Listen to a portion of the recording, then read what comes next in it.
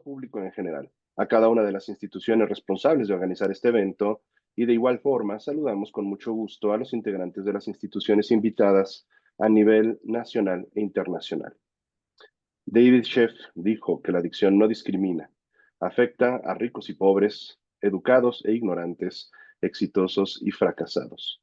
Es una enfermedad igualitaria que solo se trata con amor, compasión y cuidado. A continuación, me es muy grato presentar al maestro Raúl Martín del Campo Sánchez, director de planeación del Instituto Nacional de Psiquiatría Ramón de la Fuente Muñiz, quien destaca entre su desarrollo profesional por ser licenciado en psicología con mención honorífica por la Universidad Autónoma de Aguascalientes, maestro en psicología de las adicciones de la UNAM. Cuenta con 15 años de experiencia clínica como psicoterapeuta.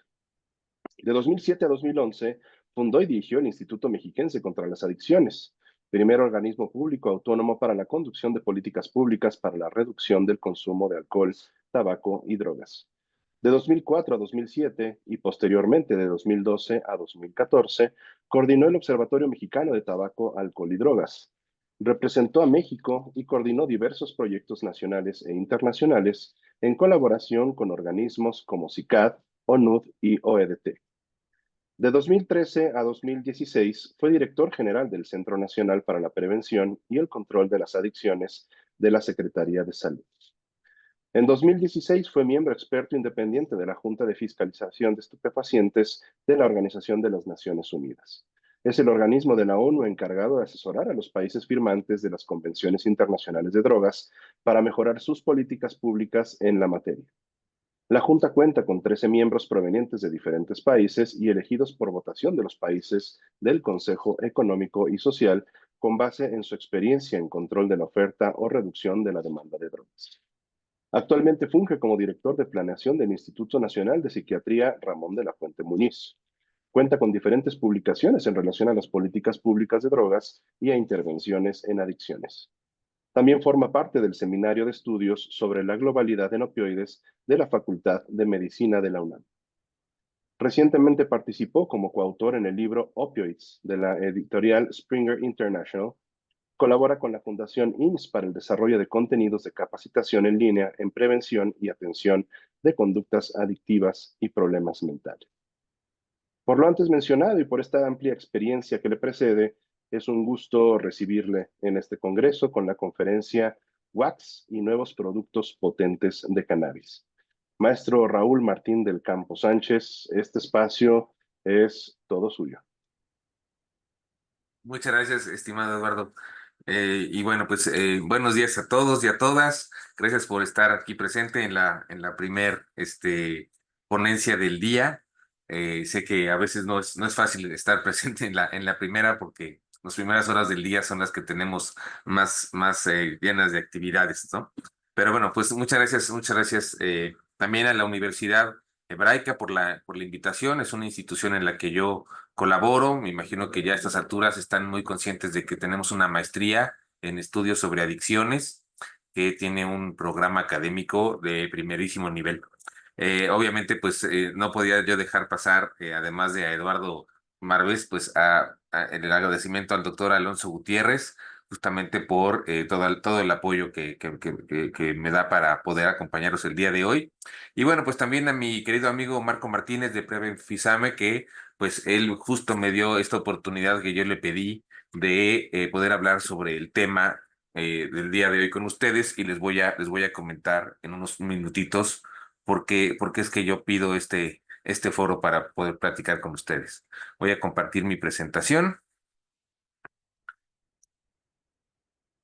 Bueno, y bueno, esto tiene que ver justo con un fenómeno que yo he podido observar en mi práctica clínica. Tenemos eh, eh, participación en un grupo colegiado de profesionales de salud mental en el Hospital Ángeles del Pedregal, SMAP, nos llamamos, y ahí precisamente empecé yo a recibir consultantes, precisamente que me hablaban de una nueva moda que está muy prevalente entre los jóvenes ahora, que es vapear productos potentes de cannabis, específicamente uno que se llama Wax. Y por las características muy sigilosas de la sustancia, en el sentido de que no huele, pues eso parece un simple vapeador, sin más problema que eso. Pues lo que yo noto es que padres de familia, maestros, no se dan cuenta de que los jóvenes están consumiendo estas sustancias, aún inclusive dentro de las instalaciones de la escuela o la casa. Y entonces, pues yo justamente quiero alertarlos sobre este tema. No hay mucha literatura todavía sobre el tema de los efectos del wax y otros productos potentes de cannabis, pero se está elaborando rápidamente porque sí se está convirtiendo en un problema de salud pública importante dentro del ámbito de las adicciones en algunos otros países, y yo quisiera que pudiéramos ver la manera de prevenir esto aquí en México.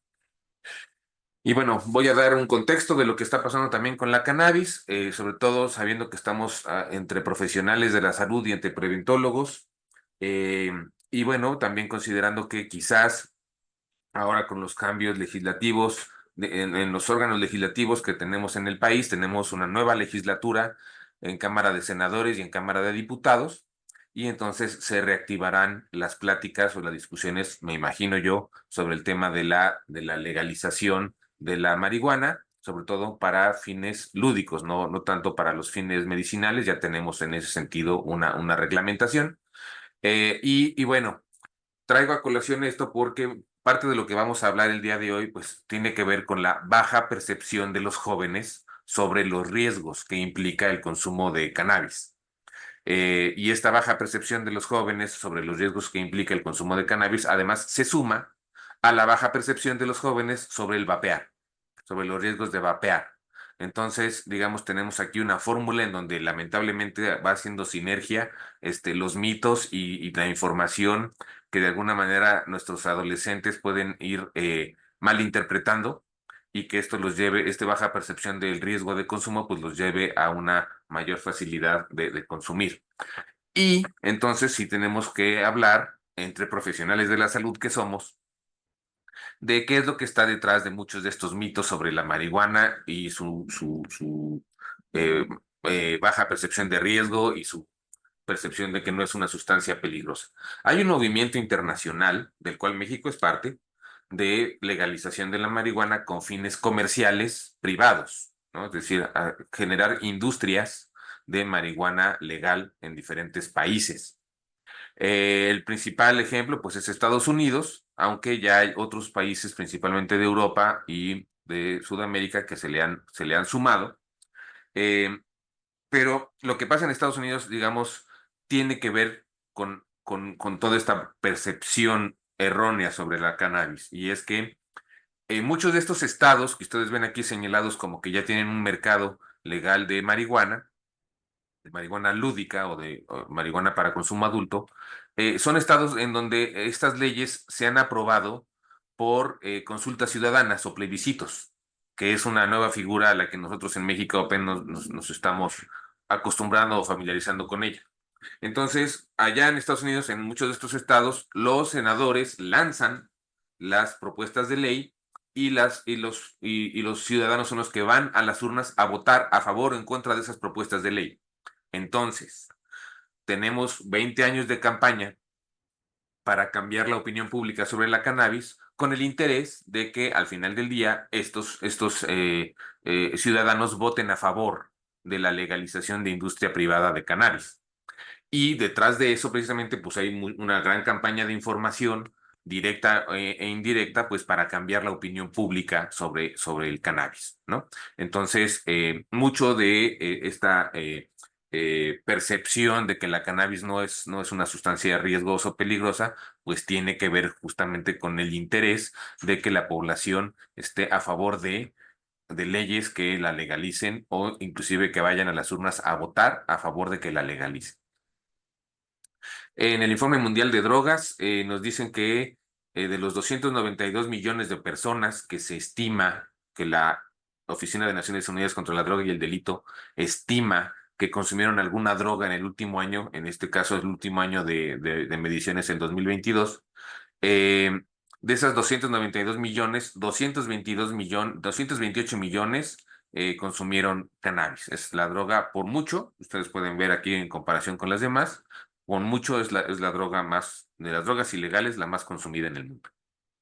Y haciendo un ejercicio sobre las diferentes prevalencias que hay en los países de consumo de cannabis, bueno, pues tenemos que los países con las prevalencias más altas serían Israel, Estados Unidos, Jamaica, Canadá, Uruguay, Chile.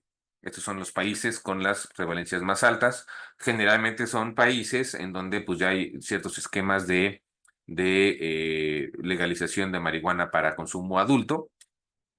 En Jamaica, ustedes saben, bueno, hay una cultura de la Rastafari, pues muy allegada al consumo de marihuana, hasta con fines, digamos, espirituales. Eh, bueno, Chile, creo que han bajado mucho estas prevalencias últimamente, todavía no eran parte de este estudio. Y bueno, Uruguay, que también tiene, Uruguay y Canadá, que tienen diferentes esquemas ya de legalización. En esta comparación, México ocuparía un lugar número 82 de 120 países, con una prevalencia que ustedes pueden ver sí es mucho más baja que la de los otros países. Claro que ojalá podamos tener pronto el dato actualizado de esto, porque este dato ya se nos hizo viejito aquí en México. Necesitamos nuestra nueva encuesta de consumo de drogas. Y bueno, algo que también nos hacen ver a nivel internacional es que la marihuana, que es todo esto gris en las diferentes regiones del mundo, pues la marihuana, por supuesto que proporcionalmente tiene un lugar muy prevalente en cuanto a la solicitud de tratamiento. De hecho, a la hora que se hace ya la suma total, la marihuana resulta ser la principal droga por la que las personas buscan tratamiento. Y aquí vamos a atender uno de los mitos. Uno de los mitos es que los usuarios de marihuana son enviados coercitivamente o a la fuerza a tratamiento. No, no necesariamente. Tenemos también muchos consultantes que por los problemas que les genera la dependencia a la marihuana, llegan a tratamiento y quieren dejar el consumo. Y entonces aquí están estos dos fenómenos que es importantísimo que tomemos en cuenta. Por un lado, esta relación de espejo que hay entre la percepción de riesgo de la cannabis en los jóvenes, o sea, la percepción de que es riesgoso o peligroso consumir cannabis, va bajando, a la vez que eso se ve relacionado con que va aumentando las prevalencias de consumo. Y por otro lado, que vamos a hablar mucho más de esto aquí, la potencia que está incrementándose en la marihuana. Ahora, aquí estamos hablando de la flor de la cannabis. La potencia se mide en este caso por el porcentaje de tetrahidrocannabinol que tiene la cannabis, en este caso la planta, el porcentaje de THC. Entonces lo que vamos a ver es que tiene un aumento, digamos, de unas 4 veces el porcentaje de THC en promedio en la cannabis que se está vendiendo de los últimos 25 años, ¿no? Entonces, tenemos desde la cannabis que tenía muy poquito THC antes de los 80, se hablaba de por ahí de un 7% en promedio, a la cannabis de ahora que puede tener hasta 24%, y bueno, pues que eso tiene que ver con cómo se han ido cruzando unas cepas con otras, ingeniería genética, y hasta inclusive tiene que ver con el conocimiento que se tiene ahora de que alterando los ciclos de luz y oscuridad, en la cannabis, la planta, interpreta en qué estación del año está, y entonces, sobre eso genera más THC o menos THC. Entonces, bueno, pues ahí tenemos estas cepas, digamos, de cannabis más potente que, les digo, estaría poquito arriba de los 20%. Y bueno, por otro lado, pues tenemos este fenómeno del que siempre hablo porque también es importante que lo tomemos en cuenta, y en la JIFE publicamos sobre esto en 2019, que es pues el efecto de normalización que hay respecto al consumo de cannabis y otras drogas sintéticas gracias a la información que está circulando por Internet. Nuestros jóvenes ahora prácticamente se la viven en Internet. eh, y, eh, y bueno, pues ahí tenemos muchas páginas, digamos, donde hablan a favor del consumo de sustancias, pero además tenemos videos y tenemos canales de YouTube, de TikTok, de Instagram, de eh, Facebook, digamos, dedicados a hablar sobre los efectos positivos de las sustancias, ¿no? Entonces, nos preocupa pues porque en esta baja percepción de riesgo de consumo, pues los jóvenes lo que ven es que pues los youtubers o los tiktokers, que es pues lo que es aspiracional para ellos, es un modelo a imitar o a seguir para ellos, pues justamente son altamente reforzados en las redes, ¿no? Inclusive ya saben que hay una encuesta que se aplicó en toda Latinoamérica, en donde en particular en México salía que los jóvenes, eh, eh, cuando se les preguntaba qué profesión querían ejercer de grandes, en México la mayoría no habló ni de ser abogados, ni médicos, ni contadores, sino de ser influencers y youtubers, ¿no? Entonces, bueno, pues para los jóvenes es aspiracional, les doy una primera presentación de lo que es el wax. Aquí tenemos a este joven hablando de sus experiencias con el wax. Y como les digo, el problema es justamente que son siempre comentarios o experiencias positivas, ¿no? No se habla de las experiencias negativas y de los efectos negativos, de las consecuencias a largo plazo que esto puede tener, ¿no? Y son canales con muchos suscriptores, con muchos likes y con muchas visitas, ¿no? Pero por otro lado, pues tenemos lo que la ciencia nos está diciendo hasta ahora, y hasta ahora, digamos, tendríamos estas dos publicaciones que podríamos decir que son las principales publicaciones por la cantidad de expertos y de publicaciones que están sumando estas publicaciones sobre los efectos negativos del consumo de marihuana a mediano y largo plazo. Uno es este reporte sobre que producen las academias de ciencias de Estados Unidos, y el otro es este reporte que produce la Organización Mundial de la Salud. Y estos reportes lo que nos dicen, precisamente, esta es una infografía que pongo tal cual del NIDA, como la produce NIDA, para que veamos eh, pues lo que el NIDA considera los 10 principales efectos negativos de consumo de marihuana a largo plazo. Y bueno, pues tenemos, perdón, a corto y largo plazo, a corto plazo, pues tenemos la posibilidad de que altas dosis de cannabis generen cuadros psicóticos agudos. Y aquí es muy importante que distingamos entre los agudos y lo que sería esquizofrenia. Entonces, aquí podemos tener cuadros psicóticos agudos en los que por la baja tolerancia del usuario o la alta potencia del producto, la persona pues va a tener durante varias horas eh, delirios de persecución, no solo alucinaciones, sino sobre todo lo más importante podrían ser los delirios de persecución. Esto nomás dura horas. Ahorita luego vamos a hablar de la esquizofrenia. Problemas para aprendizaje con la memoria a corto plazo. Problemas de coordinación motriz, y por eso es que no debería de haber conducción de vehículos ni de maquinaria, y problemas en el juicio, en la toma de decisiones, que bueno, además en el caso de los jóvenes y las fiestas puede también llevar a eh, un incremento en la probabilidad de malas decisiones respecto a la conducta sexual. Ahora, a largo plazo, entonces tenemos alteraciones en el desarrollo del cerebro, y esto va a ser muy importante porque, pues claro, hay muchísimos estudios en donde ya nos marcan cómo entre más temprano es el consumo de la marihuana, pues va a ser más, no permite bien la maduración de ciertas áreas del cerebro. En este caso, para este problema, pues tenemos sobre todo las que tienen que ver con el control de los impulsos y el manejo de las emociones.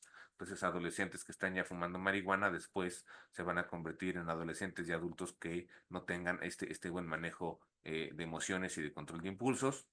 Y incremento en la probabilidad de desarrollar ya esquizofrenia y trastornos psicóticos, y esto es a lo que yo iba, que es diferente de lo que pasa acá, que es, hay estudios, sobre todo el estudio de Dunedin, que es un estudio longitudinal en el que ya durante varias décadas se han estudiado a diferentes sujetos. En ese estudio se ha estudiado los temas de depresión, de control de impulsos, de conducta antisocial, pero también de consumo de sustancias. Y en el estudio Dunedin, una de las cosas que han encontrado es específicamente los genes que están asociados a que personas que tenían cierta proclividad o cierto riesgo de desarrollar esquizofrenia, si consumen cannabis o marihuana, sobre todo a edades tempranas, van a desarrollar la esquizofrenia, una esquizofrenia que quizás si no hubieran sido sometidos a mucho estrés, no hubieran desarrollado. Entonces hay una relación entre el desarrollo de la esquizofrenia mediada, digamos, por la edad de inicio y por factores genéticos. Y bueno, otra de las cosas que encontró el estudio de Dunedin y que ya luego este hallazgo se ha replicado en otros estudios más, pues es esta relación muy importante entre el consumo a edades tempranas de marihuana y el no desarrollo pleno del coeficiente intelectual. Entonces, precisamente como la marihuana impide la maduración de las áreas prefrontales de la corteza cerebral, entonces, parece ser pues que sí hay una relación importante en cuanto a que los jóvenes no desarrollan bien su inteligencia, no desarrollan todo su potencial intelectual y esto está medido y por ahí hablan de entre 8 y 10 puntos de coeficiente intelectual, que para los que saben de psicometría saben pues que puede ser la diferencia entre que te diagnostiquen con una inteligencia normal o te diagnostiquen con una inteligencia, digamos, en el límite, ¿no? Bueno, bronquitis crónica, puesto que si es fumado, pues esto va a generar problemas en el sistema respiratorio, eh, menor satisfacción y menor rendimiento académico, que lo vamos a ver también específicamente para lo que les voy a hablar el día de hoy, y menores eh, resultados positivos, digamos, en el desarrollo laboral y educativo. Aquí está, digamos, respecto a estas publicaciones que les comentaba de las academias y de la OMS, pues qué nivel de estudio hay sobre estos diferentes problemas que se van desarrollando, que van desde estudios de laboratorio, ensayos clínicos, hasta metaanálisis. Y no perder de vista que sí hay un perfectamente tipificado un trastorno por dependencia a la cannabis y trastornos por abuso a la cannabis y otros trastornos concomitantes. Y lo digo también porque si de veras se reactiva la discusión en los próximos meses sobre el tema de permitir que haya una industria legal de cannabis en México, bueno, pues lo que vamos a encontrar es que muchos de los prolegalizadores nos van a hablar de un consumo adulto responsable. Yo llevo meses buscando a qué se refieren con consumo adulto responsable y ninguna institución seria ha definido eso. Entonces, sí tenemos un problema con que ese sea el argumento. Es decir, se opte por la regulación que se opte, se tiene que considerar que esta es una sustancia que genera dependencia y genera trastornos mentales concomitantes, y entonces, si se desregula, se tiene que desregular de una manera que comprenda esto. Y creo que los que hemos atendido personas con problemas de consumo de sustancias, pues hemos visto cómo una persona que ya tiene establecido el diagnóstico de dependencia a cannabis, le cuesta también igual de trabajo que dejarla de consumirla que a los que se vuelven adictos a la cocaína, a la metanfetamina o a la heroína. Es decir, ya cuando tienes un trastorno por dependencia, es muy difícil parar el consumo y regular el consumo.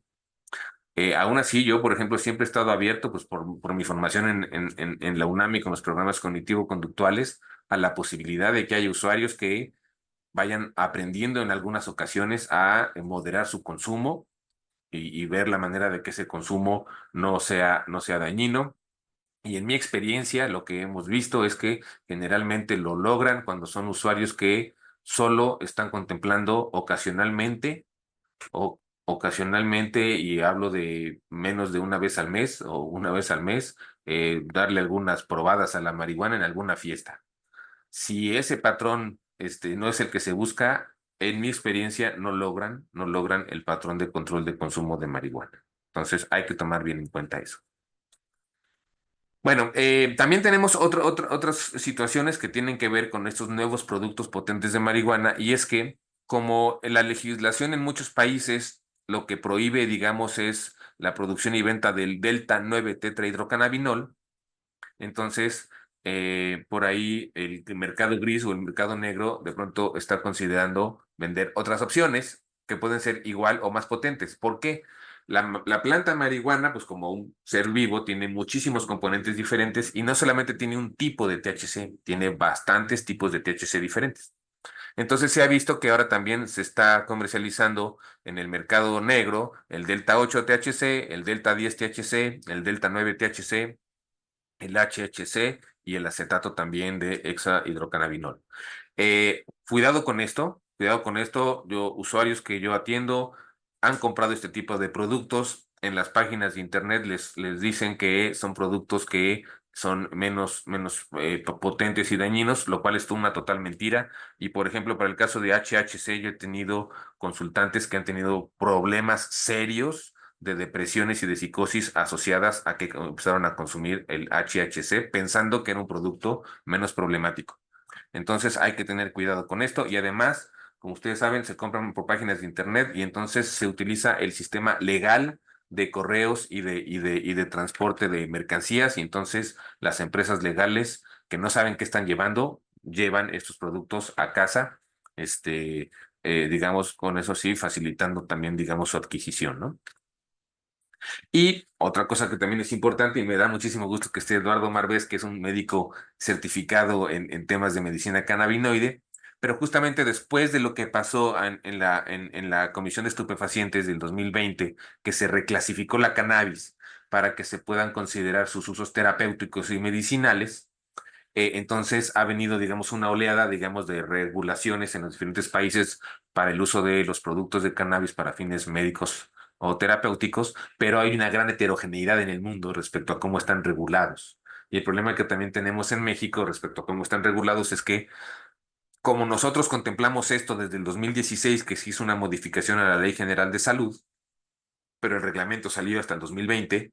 Entonces, todas las empresas que empezaron a producir estos productos medicinales en estos 4 años, a la hora que sale el reglamento de COFEPRIS, pues lo que hicieron fue ampararse porque precisamente ellos ya estaban operando, digamos, en un mercado sin reglas o con otras reglas y la nueva reglamentación de la COFEPRIS pues les afecta. Entonces, por eso es que tenemos ahora todos estos vacíos en cuanto a la regulación o la supervisión del mercado de productos medicinales y terapéuticos de cannabis, porque por ponerles un ejemplo, el reglamento que la COFEPRIS expidió dice que estos productos solo podrían ser recetados por médicos certificados en medicina canábica con receta con código de barras, ¿no?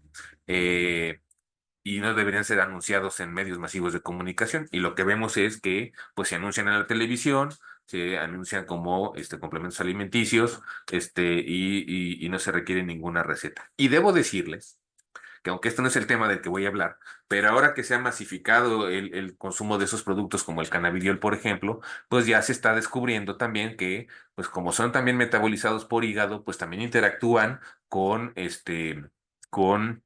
otros medicamentos y por lo tanto es un médico certificado el que tendría que estar observando y monitoreando al paciente para ver de qué manera estos productos deberían ser recetados, ¿sí? Es decir, no debería de ser tu vecino o tu cuate del Facebook el que te recetara CBD, sino un médico que esté certificado. Bueno, y bueno, justamente tiene que ver también con esto, que es, pues también tenemos que tomar en cuenta realmente cuál es el nivel de estudios respecto a las propiedades farmacéuticas y terapéuticas de los diferentes productos derivados de la cannabis y ver realmente para cuáles sería, digamos, la primera opción terapéutica o para cuáles sería una segunda o tercera línea terapéutica.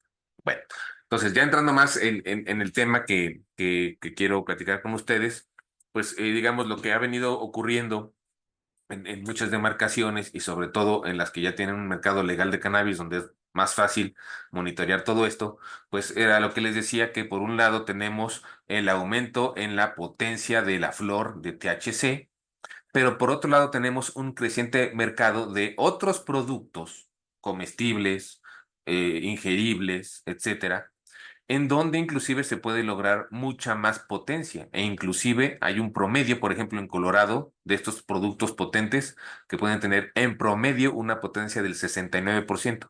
Entonces imagínense ustedes comparar esta promedio de 20% de la flor que se fuma con la de estos otros productos que ya es en promedio casi el 70% promedio, porque hay productos que se anuncian como con una potencia mayor al 90%, ¿sale?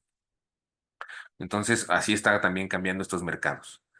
Y bueno, otro tema que siempre creo que se debe de tomar en cuenta es la necesidad que tenemos también de estudiar el fenómeno en las mujeres, porque es una población en donde está creciendo también más el consumo con el problema que tenemos del doble estigma de la mujer consumidora por ser consumidora y por ser mujer, que genera muchísimas barreras para que vayan a tratamiento, y además de que no tenemos suficientes centros de tratamiento, servicios de tratamiento, y no estamos suficientemente bien capacitados. Entonces tenemos que reconocer este problema, y específicamente para el caso de la cannabis y productos potentes de cannabis, tenemos este ejemplo en donde vemos que está aumentando de manera importante el consumo de cannabis, pero en particular, por ejemplo, ocurrió en Colorado, que inclusive el CDC de Estados Unidos tuvo que sacar una alerta. eh, pues empezó a aumentar de manera alarmante el consumo de cannabis entre mujeres embarazadas, porque se viralizaron noticias diciendo que como el CBD era bueno para trabajar o para manejar las náuseas, entonces podía ser una buena opción de consumo durante el embarazo, lo cual es totalmente falso. O sea, no lo de que el CBD sirva para el control de náuseas, eso sí es cierto, pero es una sustancia que implica muchos riesgos para la mujer embarazada y para el producto. Entonces, pues, lamentablemente vemos este tipo de tendencias porque se viralizan noticias con verdades a medias, pero que luego pueden tener efectos importantes tanto en las mujeres embarazadas como en los productos. Bueno, y entonces, bueno, tenemos ahora una gran variedad de opciones para el consumo de las sustancias, en donde además pues ya tenemos este tema del dabbing, ¿no? Con estas pipas especializadas, y también con este producto, no voy a decir el nombre, pero es un producto, digamos, diseñado para extraer muchísimo de la potencia del THC de la cannabis y fumarla. Y como ustedes ven, una normalización totalmente, pues aquí podemos ver a una señora clase mediera, de tez blanca en Estados Unidos vendiendo un producto que los usuarios que yo he atendido que han usado este producto pasan meses y me siguen dando positivo en su antidoping. O sea, es decir, la cantidad de THC que este producto es capaz de permitirle consumir al usuario es importantísima. Y bueno, pues ahora tenemos justamente los vapeadores, que es de lo que vamos a hablar el día de hoy. Entonces, como les decía yo, por un lado tenemos el desarrollo de vapeadores que originalmente estaban diseñados para consumir tabaco, y un auge significativo de los jóvenes respecto al consumo por vapeador, a pesar de que tengamos una legislación en México que ahorita prohíbe su importación, pero también hubo amparos de ciertas empresas, y entonces, aunque no tan masivamente como podría ocurrir, pero sí se están vendiendo los vapeadores, y además, bueno, se están vendiendo también en un mercado gris. Y bueno, el reciente descubrimiento de problemas de salud asociados a vapear productos con tabaco o sin tabaco, ¿no? Como el EVALI, ¿no? Y por otro lado tenemos el desarrollo de métodos para obtener productos de cannabis mucho más potentes que antes, con la descripción nueva de esos problemas de salud asociados a esos productos. Y bueno, pues que lamentablemente está aumentando la disponibilidad de esos productos. Ahorita les voy a platicar por qué. Entonces, bueno, el consumo tradicional de la cannabis, pues es aquí la hoja seca de la cannabis, que ya decíamos. Como es una sustancia natural, pues tiene cientos o miles de sustancias, muchas de ellas tienen efectos psicoactivos. Ahora, lo que yo siempre les digo a los jóvenes cuando dicen es que la cannabis es natural, bueno, pues hay plantas venenosas, ¿no? Son naturales también. Y además digo, y además la cannabis nunca se desarrolló evolutivamente pensando que de pronto un humano iba a llegar a fumársela, ¿no? Entonces eso de fumar la cannabis no tiene nada natural. Y bueno, pues justamente esta parte de la cannabis, el que le llamamos los cogollos, son los que tienen el mayor contenido de THC, ¿no? Y bueno, ya hemos visto que depende de características físicas individuales y del metabolismo de la sustancia, pues también muchos de los efectos que va a tener la sustancia, ¿no? Las dosis, y entonces aquí hablamos de la importancia de la potencia y de la frecuencia y la ruta de administración. Ustedes además saben que cualquier sustancia fumada en segundos está ya en la molécula en el cerebro, ¿no? Y bueno, pues aquí tenemos clarísimo todos los estudios que se han hecho sobre las diferentes áreas del cerebro que se van afectando cuando el consumo de cannabis se va haciendo frecuente y crónico, ¿no?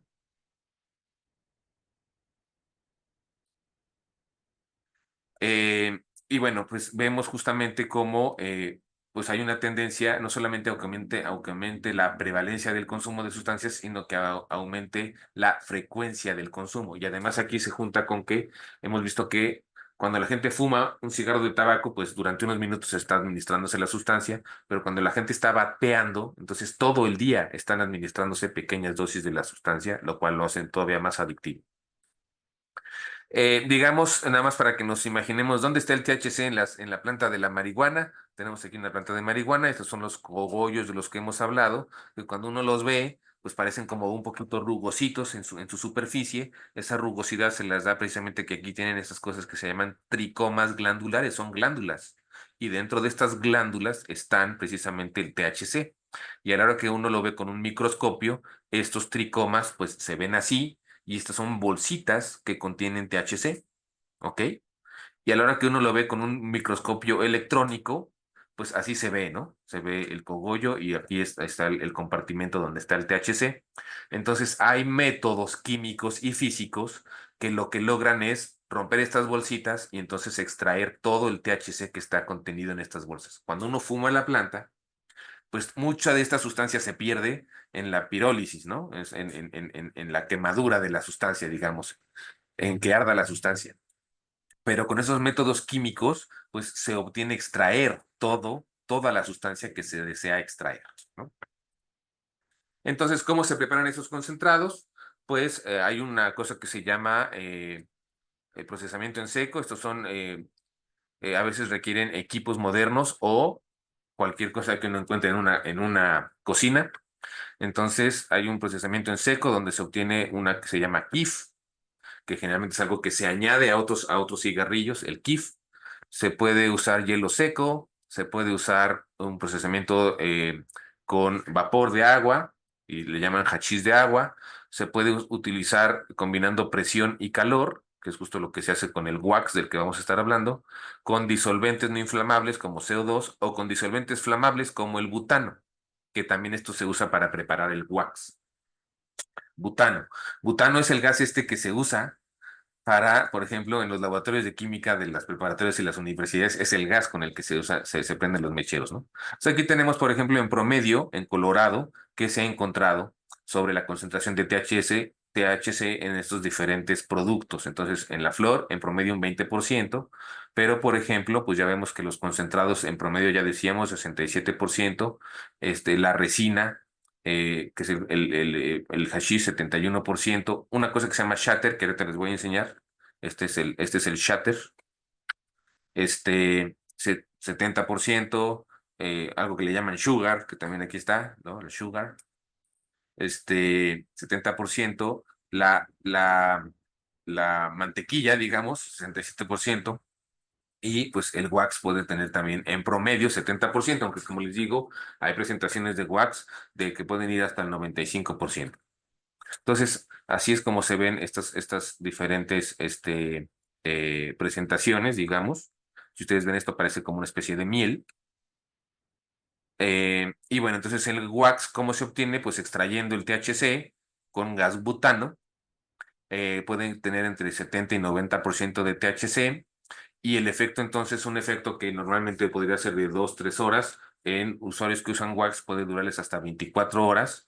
Y por ejemplo, la venta de este wax en Colorado, pues es legal para usuarios mayores de 21 años. Entonces, wax en inglés significa cera y justamente por su consistencia, aquí está, es que por eso se le dice wax o cera. Ahora, ¿qué es lo que pasa? Antes, quienes consumían wax, pues eran usuarios muy clavados en esto, muy conocedores de la química, que podían tener estas prensas en su casa y usaban el gas butano, pero pues con estos riesgos, ¿no? Montones de noticias que teníamos sobre casas y departamentos explotando en Estados Unidos porque pues el gas butano es altamente inflamable, ¿no? Pero el problema que tenemos ahora es que ya los están vendiendo preparados por internet. Esa es la preocupación que tengo. O sea, ya no es que los usuarios clavados en química se pongan a hacerlo para ellos, no. Es que ahora ya te lo venden preparado. Y bueno, entonces aquí vemos cómo a partir de la legalización en el estado de Washington, pues tenemos una diferencia importantísima en cómo ha estado el mercado. Entonces, el mercado de productos como el wax y concentrados aumentó 10 veces. en sus ventas en 3 años, pasando de ser $4 millones al año a ser $300 millones al año. Aumentó 100 veces, perdón, aquí está mal. Y entonces, bueno, además también para los expendios que lo venden, pues es más barato también porque es más fácil tenerlo ahí guardado en stock sin que se eche a perder, ¿no? Pero entonces miren también lo que estamos viendo, por ejemplo, aquí también en estos estados, los ingresos a salas de urgencia, pues en el 2017 prácticamente todas eran por fumar la planta, pero poco a poco, como ha estado ganando el mercado en los productos concentrados, pues entonces cada vez más ingresos a sala de urgencias tienen que ver con la cannabis comida, con los vapeadores y con los concentrados, ¿no? De manera tal que, por ejemplo, ahora la mayoría de los usuarios que entran a salas de urgencia, que seguramente es porque les da lo que ellos dicen la pálida, que es un problema relacionado con la metabolización de la sustancia, donde el hígado empieza a tener mal funcionamiento, y entonces tienen problemas asociados como baja depresión, etcétera, etcétera. Pues la mayoría eran monousuarios y solo el 10% eran menores de edad. Pero ahora, con los concentrados, la mayoría son poliusuarios y el 30% son menores de 11 años. Entonces, como les digo, en esos estados ya se está poniendo muy de moda el consumo de estos productos. Como les decía yo, entonces el problema es que no huelen estos vapeadores con wax, no se puede identificar su contenido, inclusive no podríamos asegurar que es wax, quizás es cualquier tipo de cannabis. Cuestan 800 pesos y les dura una semana. Se los envían a domicilio, los adultos no lo identifican, el reforzamiento intermitente de estar vapeando y a veces, y esto justamente una alumna de la hebraica que nos hacía ver esto, a veces entre varios de la misma generación de la prepa hacen la cooperacha, digamos, para podérselo comprar y entonces no hay una barrera económica, ¿no? Entonces, ¿qué se ha estudiado hasta ahora? Entonces, pues ya se ha visto que sí hay una relación importantísima entre la concentración de THC con el posible riesgo de desarrollo de adicción, en estudios que se han hecho ya inclusive clínicos con adolescentes, que el consumo de estas sustancias agravan los síntomas de irritabilidad, ansiedad, insomnio, alteraciones del apetito y depresión, y que se pueden encontrar hasta 2, 3 días después de la interrupción del consumo y pueden durar varias semanas, muchas más semanas que con la marihuana tradicional, que se ha visto también, pues que lamentablemente sí hay una relación importantísima entre la potencia y el desarrollo de trastornos psicóticos. Esto nos lo presentó la doctora Volkov del NAIDA. Esto también lo empezó a estudiar el estudio Dunedin, pero ahora también ya hay varias réplicas importantes. La potencia del consumo de cannabis está relacionada con una mayor probabilidad de la ideación suicida y sobre todo en adolescentes, la ideación suicida. Y como decíamos, la potencia también va a estar desarrollada, relacionada con eh, disminución en el rendimiento académico, aumento en el ausentismo escolar, deserción escolar, menos probabilidad de concluir el año escolar, menos establecimiento de objetivos a futuro en la planificación de vida en adolescentes y mayor riesgo de desempleo en el futuro. Todo esto ya se está estudiando respecto a los efectos del wax. Por último, y ya con esto cierro, pues pongo sobre la mesa cómo tenemos que comunicar a los padres o a los maestros este fenómeno. Estamos ahorita nosotros en el IMSS justamente desarrollando un Doctor proceso. Raúl del Campo, de repente su micrófono se baja mucho el volumen y se sube. Ahorita está en el que casi no le escuchamos. ¿Podría hablar un poco más alto, por favor? Sí, ok. Bueno, como les decía, ya para concluir, y ahorita me pongo los audífonos. Pues tenemos que hacerle ver a los padres que necesitamos que prediquen con el ejemplo, que se informen sobre este tema, porque de pronto los jóvenes ya tienen muchísima información, pero acomodada a lo que a ellos les conviene sobre los riesgos del consumo de cannabis. Escuchar a los jóvenes qué información tienen, qué inquietudes tienen, eh, fomentar un análisis crítico de los jóvenes sobre lo que ven en Internet, aclarar la diferencia entre el uso medicinal y el uso adulto, Y bueno, pues como con el alcohol y el tabaco, tener reglas claras y ser un buen ejemplo para los hijos. Hablar pues de la importancia de que haya libertades, pero también toda libertad tiene que tener límites, ¿no? Y bueno, pues saber que sí tenemos los programas de tratamiento que funcionan para los casos de cannabis. Farmacológicamente, bueno, no hay fármacos específicos o algunos se están desarrollando, pero de todas maneras los síntomas de depresión o de ansiedad que estén asociados pueden atenderse. Me he estado encontrando también muchos jóvenes con TDAH que automedican sus síntomas con cannabis, entonces también hay que evaluar cómo está el tema del TDAH. Y bueno, pues los programas cognitivo-conductuales que también ya tenemos desarrollados, ¿no? Y bueno, pues para ser respetuoso con el tiempo del evento, yo termino aquí y si hay comentarios o preguntas, pues estoy a la orden para que podamos trabajarlo. Y mientras busco aquí rápido mis audífonos, pero te escucho, Cristian, te escucho. Gracias.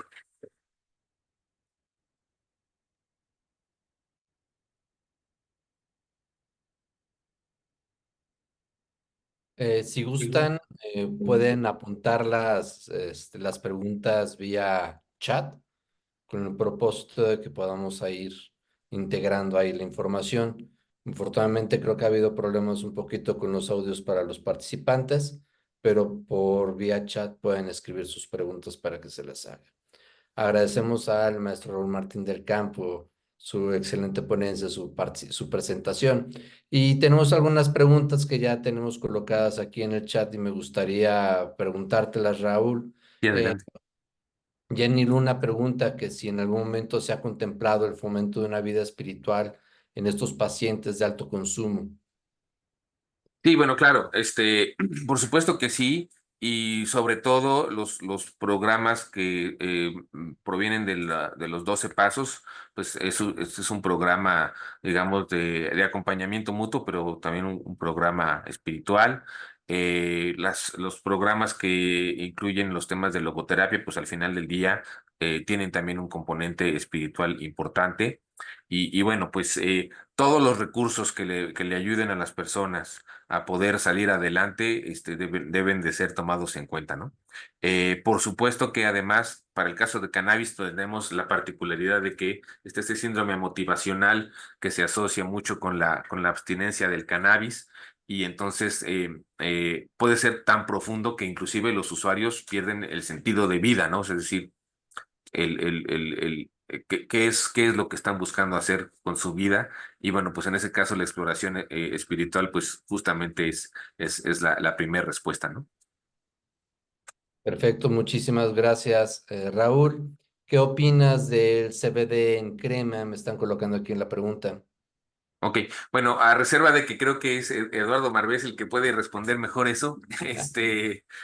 A ver, otra vez hablamos de las vías de administración, son muy importantes. En este caso es una vía de administración tópica y esa vía de administración tópica lo que permite es, digamos, que se absorba lentamente y por otro lado, pues permite que haya ya una cierto inicio de la metabolización de la sustancia. Entonces, digamos, las vías de administración tópicas son menos agresivas o menos intensas y quizás de ahí viene inclusive la recomendación de la abuelita de la marihuana con alcohol para los Pues, dolores de reumas, ¿no? Entonces ahí es muy importante pues ese tipo de vía de administración. De todas maneras, yo insisto en esto. Acuérdense, estamos descubriendo que todos los componentes de la cannabis son metabolizados por el hígado. Aunque yo no sea médico, sé que el hígado tiene una limitante en cuanto a lo que puede metabolizar y que cuando nosotros sobrecargamos al hígado con tareas para metabolizar, el hígado entonces empieza a lastimarse y es lo que crónicamente después llamamos la cirrosis. Entonces, no, no debemos autoadministrarnos productos de cannabis nosotros solitos o nos los recetó nuestro amigo o nuestro cuate o etcétera. Tiene que estar supervisado por un médico que sepa qué es todo lo que estás consumiendo, que sepa cuál es tu capacidad de metabolizar todo esto y que vaya observando qué resultados va teniendo sobre ti. Entonces, siempre consulten a un médico. perfecto. Vamos a dejar dos preguntas más. Ya puso Cristian en el chat la pregunta. Te la leo. Me he encontrado con el problema acá en Tula Hidalgo. que la Comisión Nacional de Salud Mental y Adicciones desconocen sobre las adicciones y en ocasiones hablan a los pacientes de tener un consumo responsable cuando el consumo ya es fuerte. O me han llegado mal diagnosticados y les han diagnosticado trastornos de ansiedad sin ver que hay consumo de drogas.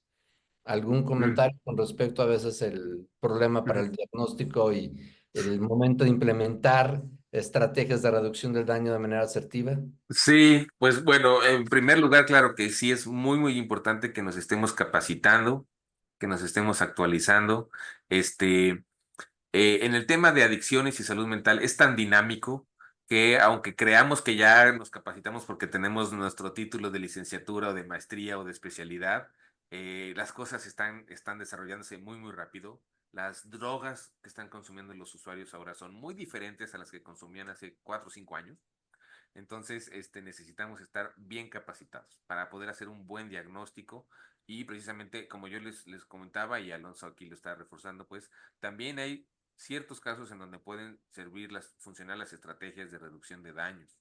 Yo siempre le hago la advertencia a los usuarios cuando quieren optar por esto, porque claro, es muy común que lleguen usuarios de cannabis diciendo, no la quiero dejar, pero quiero disminuir. Entonces, pues yo, como marca el protocolo, digo, bueno, vamos a tener un periodo de prueba, vamos a